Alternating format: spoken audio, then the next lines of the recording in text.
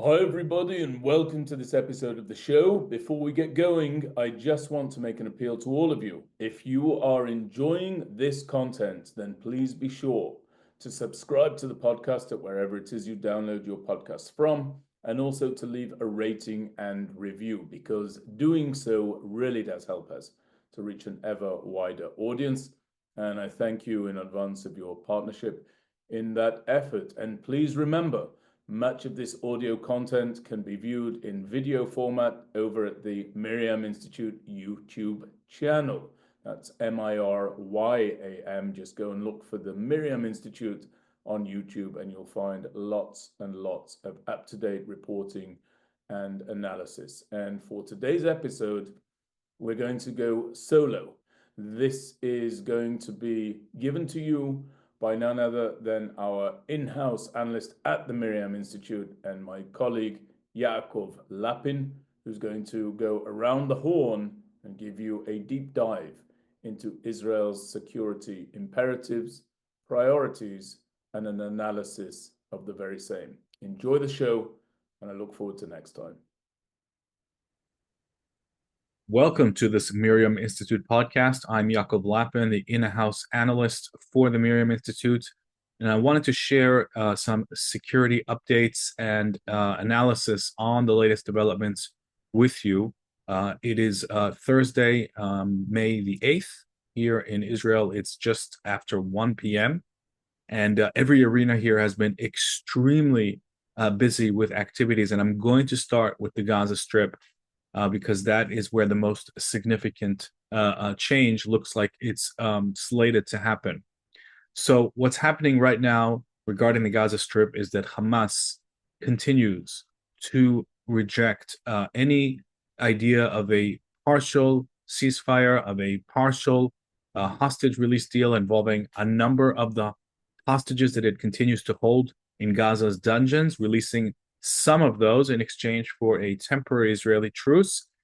Hamas, its leadership, both in the Gaza Strip, where it's headed by Muhammad Sinwar, the brother of Yahya Sinwar, and its overseas leadership in Qatar, although it's really the terrorist leadership on the ground that's calling the shots here. They are indicating very clearly that they no longer want to go down the route of temporary deals, of partial deals.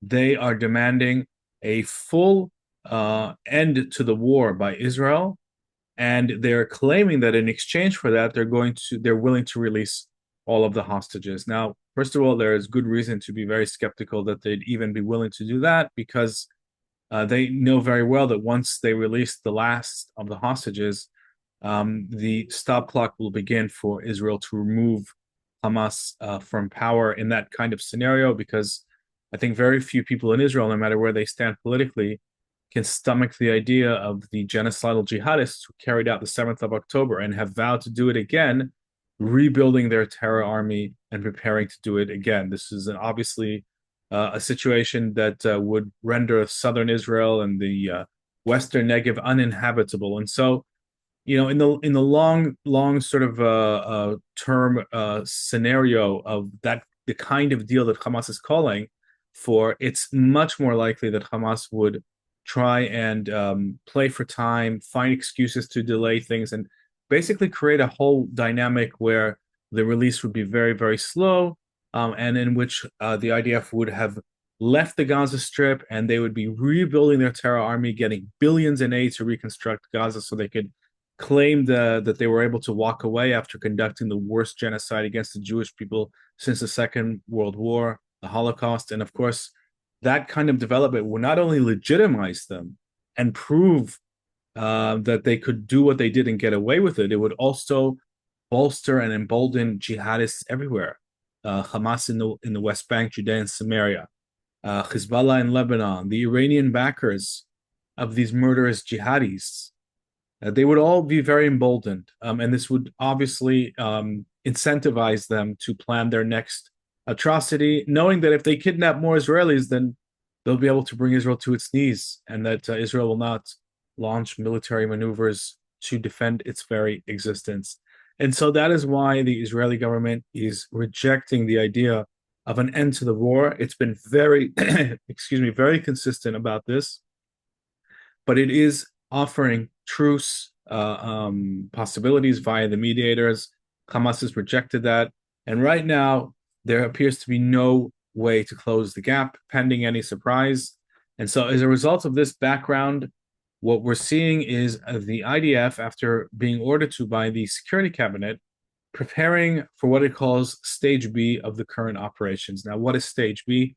Stage B is basically about calling up large numbers of reservists, tens of thousands of reservists, sending in divisions in addition to the 3 divisions that are currently in the Gaza Strip, taking territory and holding that territory. This is very different from the kind of war that Israel was fighting in the first year and a half, in which there was a kind of raid in and out approach, which was spearheaded by the former chief of staff, Herzi Halevi, and was approved by the Minister of Defense, Yoav Gallant, and also by Prime Minister Netanyahu.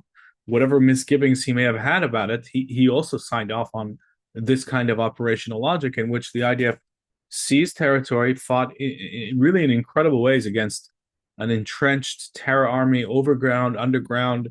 The tactical capabilities that the IDF brought to bear are being studied by Western militaries around the world. So there's no question about those achievements. But then the IDF left. It left those areas.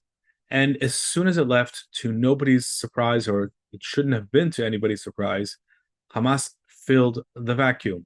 Hamas very quickly, using civilians returning as the disguise, using them as human shields, moved right back in and started re-entrenching itself, booby-trapping areas, building new launch positions, building new anti-tank launch positions for the IDF when it would return. And all of these hard-won achievements began to erode. And I can't help but really compare this to, kind of like doing chemotherapy against cancer. God forbid, but obviously this is a disease that so many people are familiar with. And stopping in the middle and expecting the tumors not to return. It's just a violation of the most basic military doctrine, which calls for territory to be conquered, held as it's cleared, and only for the IDF to consider leaving when an alternative framework is set up that can operate against Hamas. Now, that's not going to happen anytime soon. And so what we're talking about is the IDF holding all of Gaza for a while, for a significant amount of time, and then forming territorial brigades and subunits that will operate very similar to Judea and Samaria. This doesn't mean that the IDF has to be everywhere. Look at Judea and Samaria, Area A especially. It's not like the IDF has to be everywhere, but it certainly raids locations every single night, and it's permanently stationed throughout Judea and Samaria. And when needed, it goes into the most troubled spots like Jenin camp, Nablus camp. In Jenin camp, they set up a permanent position, or at least for a year or so, several months. This is the only way to stop, right now at this stage, to stop Hamas from rebuilding. This is not some, state army that's going to wave a white flag, surrender, and say, okay, the war is over. That will never happen with Hamas. The only way to make sure that the Hamas terror army does not reconstitute itself is for the IDF to remain in the Gaza Strip, and then eventually, in the much further future, it can start to become more flexible. It still has to maintain posts and units, but it would be able to launch raids and be more flexible. It can use the perimeter, the security perimeter, which is an Israeli-controlled area, about 1 kilometer deep into Gaza, as a staging ground. It's also created a new axis. It's called the Marag axis, which is a dividing line between Rafah and Khan Yunis. You can look at this on the map and any Google map. And so this is the essence of what's going to happen unless Hamas presses the pause button that Israel is saying it can still do to facilitate further releases. We are going to, in approximately 7 days or 8 days' time, see a major escalation of the ground operation. This will obviously be accompanied by air power to soften up areas where Hamas has inserted its terror operatives. Many of them, by the way, very recently recruited with zero training, but they know how to pull the trigger on an RPG launcher, an anti-tank missile launcher, or an AK-47. They know how to set a booby trap that they can do. So there's still a threat, of course, to the IDF in the Gaza Strip, but already, we can say that Hamas is a very diminished threat when it comes to the state of Israel, both aerially in terms of rockets and their ability to launch cross-border raids, and that's all because the IDF is right there in Gaza, fighting this enemy, degrading this enemy, and making sure that it's not going to rebuild. Now, this also has a civilian humanitarian aspect to it. And before I get to that, I want to stop here and draw attention to something that I think is very important. We in Israel have been, watching debates back and forth between various decision makers and political parties and the international community about the so-called need and the demand of Israel to vacate areas like Judea and Samaria. And we used to hear things like, if a threat emerges there, we'll be able to quickly deal with it and neutralize it because of the overwhelming advantage that the IDF has: technological, firepower, intelligence. Now, I really hope that at least one thing could happen from the past war, for the past year and a half, the war which is not yet over, is that idea should be laid to rest forever, because it has no business being discussed in the age of modern warfare against asymmetric terror armies. Once Israel cedes territory and an enemy entrenches itself in the way that Hamas did in the Gaza Strip, it will take years to uproot it. Years. There is no scenario in the world in which any military, no matter how advanced, can come in and within days deal with that, because of the way that Hamas, Hezbollah, Iranian-backed terrorists work. They are embedded in every street corner, tunnels underground, hospitals, schools. This is painstaking. Ground forces have to go street by street. This is the kind of urban warfare that the Middle East now basically is dominated by.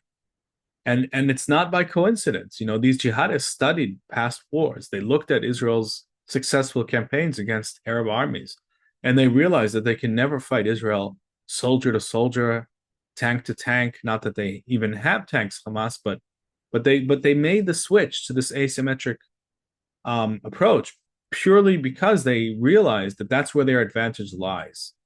And so they turned, their weakness into a kind of strength. So, okay, they don't have an air force. They will turn their rooftops or their tunnels that are used to house the rocket launchers. That will be their air force, and they will indiscriminately rain down fire on Israeli cities and do it from hospitals, knowing that Israel is reluctant to strike there. So this is a thinking enemy. It was completely trivialized.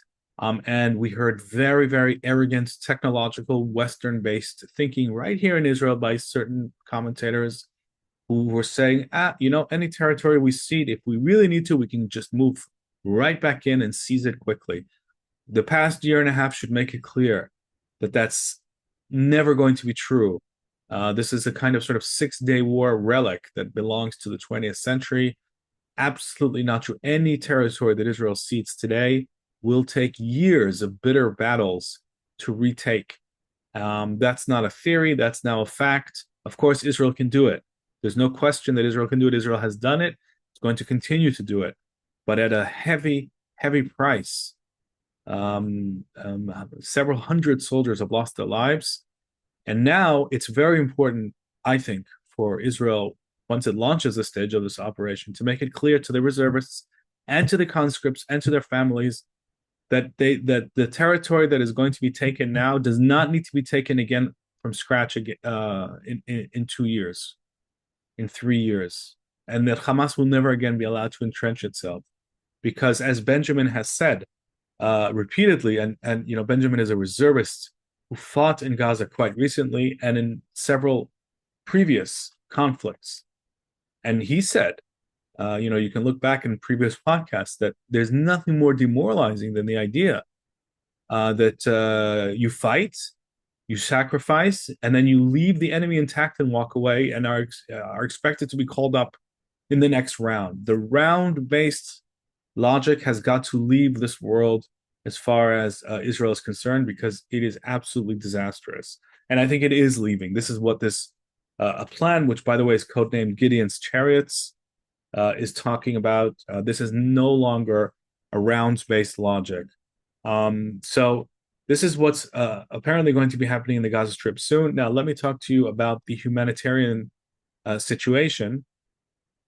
This is another mistake, in my view, that Israel, the military planners, made when they set up a humanitarian zone called Al Mawasi. This is on the Gazan coastline. That in itself is fine. And this is something that the IDF is obligated to do. There's no issue there. The problem is that there was no attempt to keep Hamas out of Al Mawasi. And so what you have is that, and all the roads leading to Al Mawasi, the trucks that were carrying all the humanitarian aid and the fuel and the food and the water, medicine, these were hijacked by Hamas. And what did Hamas do with that aid? First of all, it fed and fueled its own terrorists. So we were literally enabling our enemy to feed and fuel the terrorists who committed October 7th and who were fighting our soldiers. That's crazy. And second of all, they sold it at very high prices on Gaza's markets and took over the distribution. And by doing so, they signaled to the Gazan civilians that they remain the regime. This is how they kept their political power, by monopolizing the aid. And so this was a disaster in terms of the goal. One of the war goals, I'll remind the viewers and the listeners, one of the war goals is the destruction of Hamas's governing capabilities. In addition to its military capabilities, governing capabilities. That can never happen as long as Hamas continues to seize aid. As long as Hamas seizes aid, it remains the de facto regime, the terror regime of Gaza. Everybody understands that. And so, better late than never. It's far from ideal that it took this long, but it's good that it is happening. The IDF is establishing a new humanitarian area south of the Morag axis that I described a few minutes ago. And this time it's going to be very different. What's going to happen is that the Gazan civilians are going to be told to move into this area. They will have to get through checkpoints, screening. Once they're in, and the IDF knows that there's no Hamas, international aid companies will set up distribution points. And all of the aid will be resumed, and it will go to the people who are supposed to be getting it, which is non-combatants, Gazan civilians. And those who remain outside will be Hamas terrorists. And that will be the death blow of Hamas's regime. And it will have a big military advantage for Israel, because it will make it much easier to target Hamas. Hamas, without its human shields, if you strip away the human shields, Hamas is exposed, much more exposed. And this whole war has been about Hamas using human shields, trying to keep its human shields, shooting Gazan civilians when it sees them complying with IDF evacuation orders. So this is going to be a real effort now to separate Gaza civilians from the armed terrorists. I'm not going to go into the whole discussion right now about support for Hamas, lack of support for Hamas. That's a whole different discussion. But the IDF follows the international rules of war, and it does so, by the way, under conditions and challenges that no Western military has come close to dealing with, even though they themselves have certainly fought difficult conflicts in Iraq and Afghanistan. There's no question. But the level of entrenchment in Gaza is absolutely unprecedented. Cannot be compared to Afghanistan or Iraq. And the IDF will continue to make every effort to distinguish between a combatant and a civilian. This is the way to do it, is to physically separate them out and to make sure that they cannot be intermixed again. This all requires the IDF to remain on the ground. And so that's where Gaza is heading in the immediate term future. There are a couple of other questions, I'm sure, that will come up. What about Trump's plan for enabling Gazans who want to emigrate to do so? Well, I think Israel is planning on allowing that to happen, using its own airports and ports. If it finds countries that are willing to accept war refugees and Gazans who express an interest in leaving, then Israel will facilitate that. And this will, of course, be used, to try and delegitimize the Israeli war of self-defense. But of course, if Gazans are asking to leave in the same way that Ukrainians wanted to leave Ukraine during the war, millions did, and Syrians during their war, the idea that every Gazan has to stay in place after disaster was brought on their head by Hamas is really just nuts. So I think that we will see that, but the question of where they will go is unclear. How many will go? My own personal assessment is that perhaps 30%, maybe up to 40% have expressed willingness to go. How many of them would be actually willing to go through with that is a different question. We'll have to see. I know that other people have different estimates. So this is going to be a long-term affair. But the first goal is for the IDF to take over the Gaza Strip. I also personally am of the opinion that at some point or another, there's going to be a civilian autonomy set up in Gaza for those Gazans that do stay. I think that there will always be a number of Gazans that will remain. Some will go, some will remain. Those that remain will have to be under some kind of civilian autonomy. And my hope is that moderate Gulf countries like the UAE, which have experience in reforming educational systems. The Saudis really also have a lot of experience here, can have a hand in funding and also in making sure that this intergenerational chain of brainwashing, of jihadist brainwashing, can be cut for those Gazans that would remain in the Gaza Strip, albeit probably a smaller population than what we have now. So that's the longer term. We're really far from that right now. Now, obviously, everyone is going to be asking about the hostages. This is a very, very difficult and painful topic. The Israeli government has said that it is going to try and do what it can to secure the release of the remaining hostages. Let's remember that most of the hostages have been released, most of them through two deals that Hamas agreed to because it was under severe military pressure. And now it's saying it's not willing to do any more deals of the kind that Israel is willing to do. So what will happen after this phase B starts, nobody knows.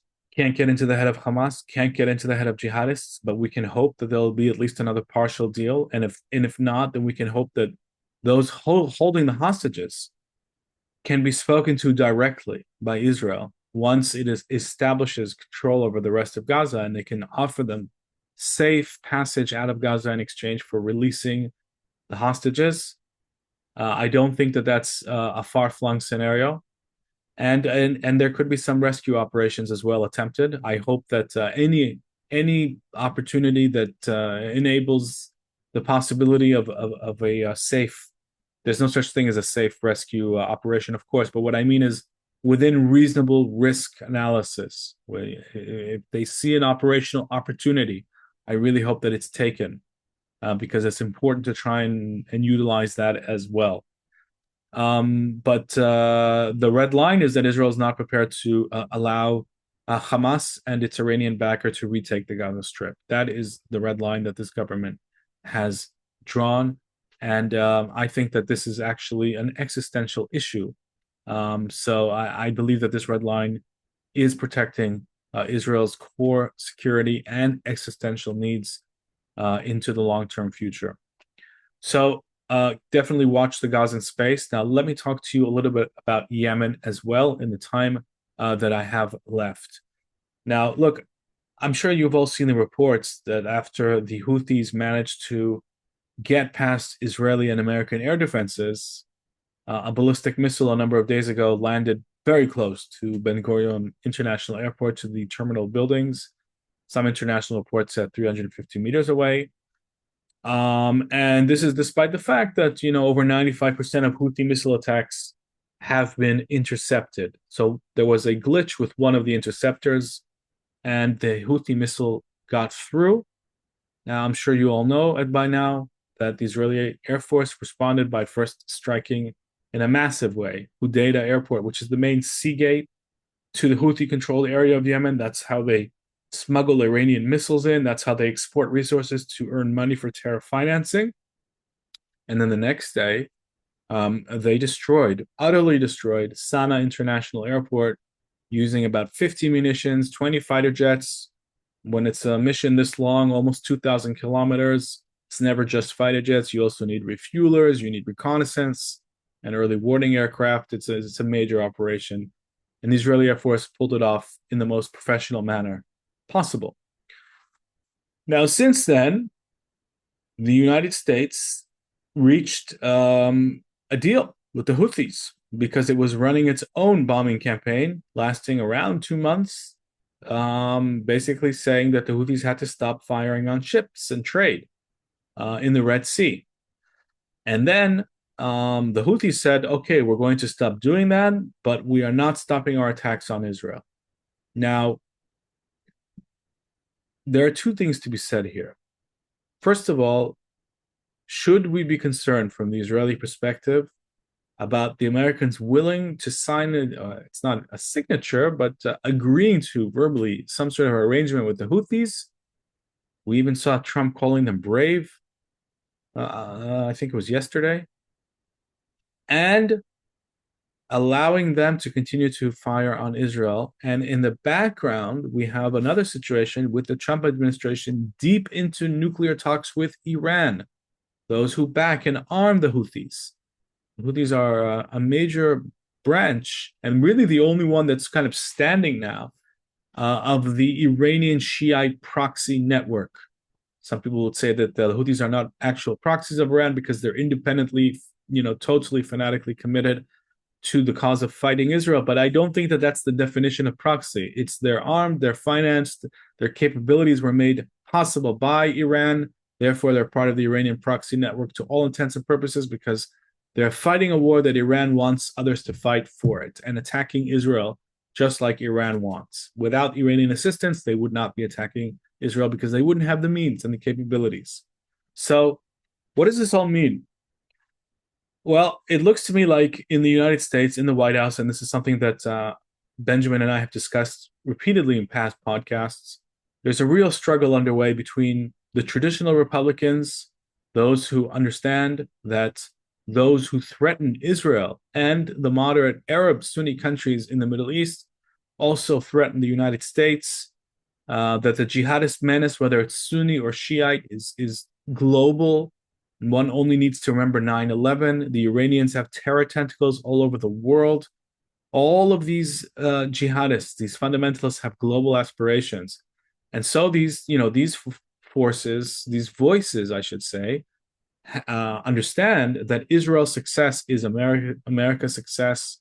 Israel is on the front line. And if Israel can hold the jihadists at bay, that's going to protect the whole of Western civilization as well as American security interests. And therefore, America has every interest in actively taking part and dedicating resources to this war against the jihadist menace. And then on the other hand, on the other side of this internal American debate, you have isolationists who view pretty much almost any foreign war, even the campaign against the Houthis, which from an American perspective was really not that big of a deal. Two carrier strike groups and some strategic bombers and fighter jets. This is all well within America's capabilities. And there was absolutely no risk to the American homeland. And yet the Houthis were undermining all of the international trade by forcing, ships to go around Africa rather than go through Suez Canal and sail up the Red Sea. And there were isolationists in the United States, even J.D. Vance, according to this leaked Signal report, who were opposed to the campaign against the Houthis, let alone Iran. And so this debate appears to be playing out right now. And sometimes the traditional Republicans have the upper hand and have Trump's ear, and sometimes it seems like it's the isolationists. And frankly, when we wake up in the morning, we really don't know which way this is going to go. According to multiple reports, Israel was not even told about this agreement with the Houthis.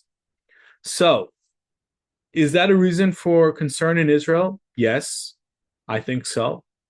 But I also think that it's pushing us in Israel to the right direction. And what's that direction? The right direction for Israel is to always ensure that it can deal with its enemies by itself when necessary. Of course, it'd be better to fight with allies, especially the United States, Israel's closest allies, the leading superpower. But Israel should never entertain the fantasy that it needs the United States to fight its enemies and that it cannot do so on its own, because the minute that happens, we stop being an independent country and we turn into a vassal state. And that's a bigger existential threat than anything else. And so we're hearing, I think, the right messages from Jerusalem, from Defense Minister Katz, from Prime Minister Netanyahu, and from military chiefs who are telling the Iranians, if you continue, you are next. What you saw in Sana'a in Yemen, in Beirut, in Gaza, that those munitions could be heading your way in Tehran. That's the right message to send. And I think Israel needs to tell everybody, friend and foe alike, that it will never compromise on dealing with its existential threats and enemies, mortal enemies. If the United States is on board, that's ideal. If not, Israel will go it alone. Now, we're not at the beginning of this war. We're in a very advanced stage. Certainly, Gaza is coming up, as I've said, as a major theater again. And Iran looks like it's coming up as a major arena. But it's worth noting that every enemy that has come up against Israel so far, whether directly or indirectly, has collapsed. Okay? I'm talking about Hamas in the Gaza Strip is a shadow of its former self. Hezbollah in Lebanon is a shadow of its former self. The Assad regime collapsed because of Israel's successful war against Hezbollah. Hezbollah was one of the main reservist force of the Assad regime when the Sunni rebels, led by Ahmed al-Shara, who's also known as al-Julani, who was in Paris yesterday. Maybe we'll talk about him in a separate podcast. When they saw that Assad was on his own, and the Iranians saw that because Hezbollah was downed, then they made their move. So what we're seeing is actually every entity that comes up against Israel not only collapses, but we're seeing the strategic shift of the face of the Middle East. And Israel is the one that's doing this. And this actually, makes Israel, the force that is applying against its enemies is having domino effects that go beyond military force. And this can end up having a revolutionary change in the Middle East. So we're now focused on the near threat, Hamas in Gaza, and the head of the snake, which is the Iranian regime, the Islamic Republic in Tehran. And whatever happens, Israel is reserving its right to deal with these threats, to deal with these enemies. It would rather not do it alone, but if it has to, it will do it alone. And I think that is the only posture that Israel can take. So we certainly are going to have some stormy days ahead, I think. But I personally can definitely see the light at the end of the tunnel. I think that Israel is going to emerge from this war stronger, and it's going to have almost a revolutionary effect on the Middle East. Because when you look at the map, and had you told somebody on the morning of October 7th, that darkest of days, that within a year and a half, Hamas, Hezbollah, the Assad regime, the tens of thousands of Iranian-backed militias in Syria would all be out of the war and unable or unwilling to fight Israel, and that even the Shiite militias in Iraq would say, we're out of this war as well. I don't think many would have believed that, and that's where we are. And so, when Israel defends itself, there's a ripple effect here across the region. And I think that the United States should absolutely be part of this change. But if not, then Israel is going to spearhead it, and it's going to, I think, be dramatic in the coming weeks and months. But I have no doubt whatsoever in Israel's capabilities and its determination to secure both its own future and, as a domino effect, as a sort of byproduct, to continue to reshape the Middle East in a way that the jihadists, those forces of darkness who are fighting to destroy both Israel and any future that doesn't align with their medieval concept of how things should be, that those forces will be banished and degraded to the extent where they have to go underground, and greatly weakened. This is the fight of a generation, and Israel is leading that fight. And I think that we're seeing history in action here, and it's important to take a step back and see the big picture sometimes, rather than get caught up in all the daily developments. So thank you very much for listening to the end, for watching to the end. I'm looking forward to speaking with you again soon, and to being with Benjamin in the next podcast. Until then, I wish you a peaceful weekend, and we will be in touch.